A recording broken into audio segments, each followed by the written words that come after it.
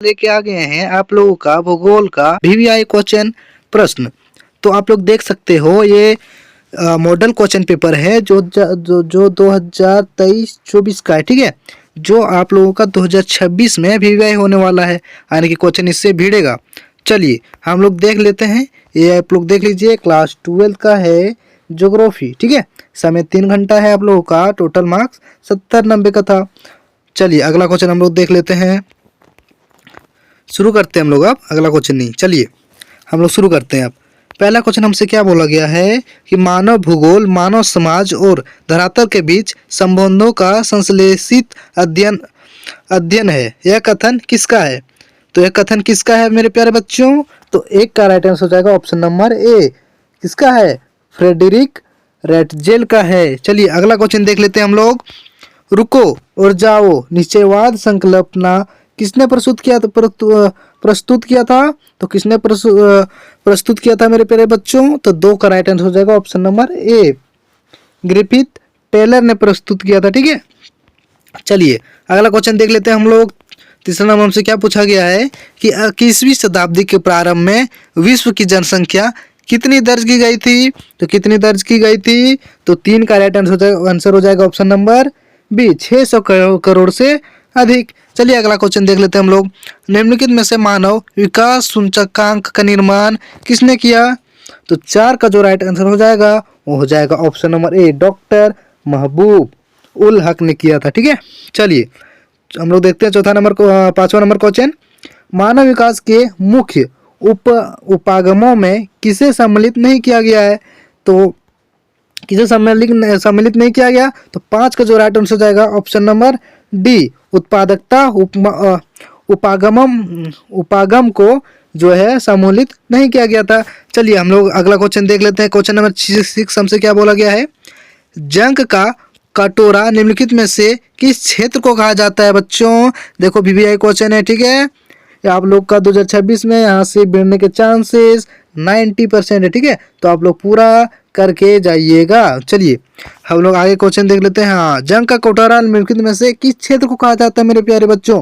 तो 6 का जो राइट आंसर हो जाएगा ऑप्शन नंबर बी। हमसे किधर गया? हाँ, ऑप्शन नंबर बी, पिट्सबर्ग क्षेत्र को कहा जाता है, ठीक है। पिट्सबर्ग क्षेत्र को हम लोग कहा जाता है क्या? जंग का कटोरा। अगला क्वेश्चन देख लेते हैं हम लोग। आयात निर्यात के बीच मूल्य में अंतर को क्या कहते हैं? तो हम लोग क्या कहते हैं? तो 7 का राइट आंसर हो जाएगा ऑप्शन नंबर ये, व्यापार संतुलन, ठीक है। अगला क्वेश्चन देख लेते हैं। हिमाच्छादित क्षेत्र में सलेज गाड़ी को खींचने के लिए किन पशुओं की मदद ली जाती है? तो किन पशुओं की मदद? तो 8 नंबर का राइट आंसर हो जाएगा ऑप्शन नंबर ए, कुत्ते एवं रेंडियरों को, ठीक है। अगला क्वेश्चन देखते हैं। इनमें से कौन सा देश सार्क देशों में शामिल नहीं है? तो कौन सा देश है? तो क्वेश्चन नंबर 9 का ऑप्शन हो जाएगा डी, अफगानिस्तान। चलिए प्यारे बच्चों, और कोई भी क्वेश्चन पूछना हो एग्जाम से रिलेटिव तो आप बेझिझक पूछ सकते हैं कमेंट में, ठीक है। आपके लिए कमेंट का बॉक्स हमेशा खुला है। चलिए क्वेश्चन नंबर हमसे 10 क्या कहा गया है? भारत की जनगणना के अनुसार निम्नलिखित में से कौन सी एक विशेषता नगर की परिभाषा का अंग नहीं है? तो कौन सा नहीं है? तो 10 का राइट आंसर हो जाएगा ऑप्शन नंबर सी, 75 से अधिक जनसंख्या का प्राथमिक खंड में संलग्न होना। चलिए अगला क्वेश्चन देख लेते हैं जल्दी जल्दी हम लोग। जमशेदपुर किस प्रकार का नगर है? तो जमशेदपुर जो है वो हमारा है क्या है? औद्योगिक नगर है, ठीक है।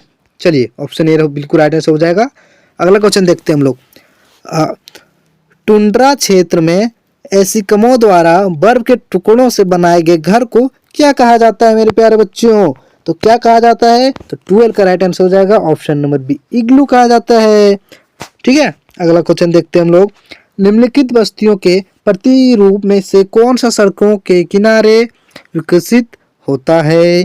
कौन होता है? तो 13 का राइट आंसर हो जाएगा ऑप्शन नंबर डी, रैखिक प्रतिरूप। अगला क्वेश्चन देखते हैं। निम्नलिखित में से कौन सा संचित्र क्षेत्र में भूमि निम्नीकरण का मुख्य प्रकार है? तो कौन सा है? तो 14 का राइट आंसर हो जाएगा ऑप्शन नंबर सी, मृदा लवणता। चलिए अगला क्वेश्चन देखते हैं हम लोग। सामूहिक कृषि को सोवियत संघ में किस नाम से जाना जाता है? तो किस नाम से जाना जाता है? 15 का राइट आंसर हो जाएगा ऑप्शन नंबर बी। और हाँ, आप लोग को अगर वॉइस में दिक्कत हो रहा है तो साउंड थोड़ा बढ़ा लीजिएगा, ठीक है, क्योंकि रिकॉर्डर थोड़ा अभी खराब है इसलिए साउंड कम जा रहा है, ठीक है। आप लोग वॉइस को ज़्यादा बढ़ा के देखिएगा। चलिए अगला क्वेश्चन देखते हैं हम लोग। 16 नंबर से क्या बोला गया है? जल संसाधनों का संरक्षण क्यों जरूरी है? तो जल संसाधनों का संरक्षण क्यों जरूरी है? जल की कमी के लिए, बढ़ती मांग और तेज में फैलते प्रदूषण की दृष्टि से, स्थानिक और ऋतुवत असमानता के लिए। क्यों जरूरी है हम लोगों के लिए? तो 16 का राइट आंसर हो जाएगा ऑप्शन नंबर डी, उपरोक्त सभी के लिए। अगला क्वेश्चन देख लेते हैं हम लोग। स्वर्ण कॉलर कहे जाने वाले व्यवसाय किस सेक्टर के उप विभाग होता है? किसके उप विभाग होते हैं? तो ये होते हैं तृतीय सेक्टर के। चलिए अगला क्वेश्चन देख लेते हैं। उद्योगों की जननी किस खनिज को कहा जाता है? उद्योगों की जननी किस खनिज को कहा जाता है? तो 18 का राइट आंसर है ऑप्शन नंबर ए, लोअयस्क। चलिए, निम्नलिखित में से किस स्थान पर पहला परमाणु ऊर्जा स्टेशन स्थापित किया गया था? चलिए इसका हम लोग राइट आंसर देख लेते हैं। तो 19 का राइट आंसर जो हो जाएगा होगा तारापुर में। चलिए अगला क्वेश्चन देख लेते हैं। जन संभार विकास और प्रबंधन द्वारा चलाई जाने वाली कार्यक्रम नीरू मीरू का संबंध किस राज्य से है? तो किस राज्य से है? 20 का राइट आंसर हो जाएगा option number B, Andhra Pradesh से है। चलिए अगला क्वेश्चन देखते हैं। सवेज नहर किन दो सागरों को आपस में जोड़ता है?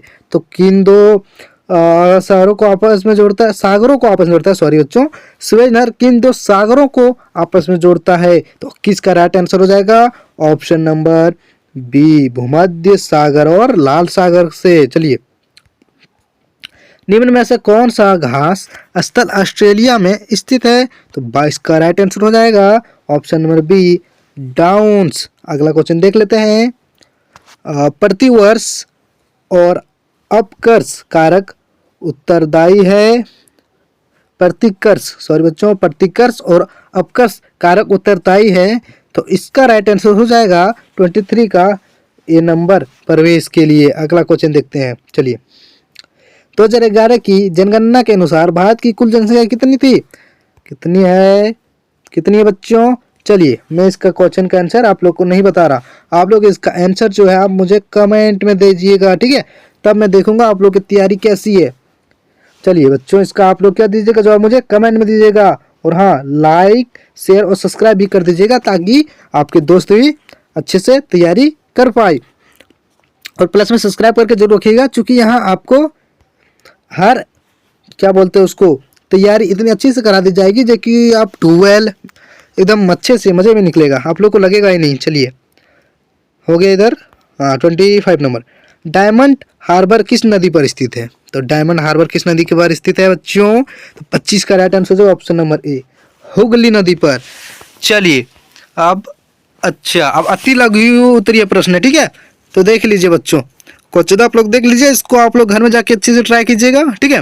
और नहीं हो सके तो हमको बोलिएगा कमेंट में, नीचे खाली है, मैं अगला जो वीडियो लाऊंगा इसी के ऊपर लाऊंगा, सबका आंसर प्रॉपर्ली लिखा हुआ समझा के मैं बताऊंगा, ठीक है। ये वीडियो को तब तक आप लोग कीजिए, नहीं होता तो बोलिएगा कमेंट में, ठीक है। चलिए तो मिलते हैं हम लोग नेक्स्ट वीडियो में। अच्छे से तैयारी कीजिए और सब्सक्राइब करके रखिए, ठीक है।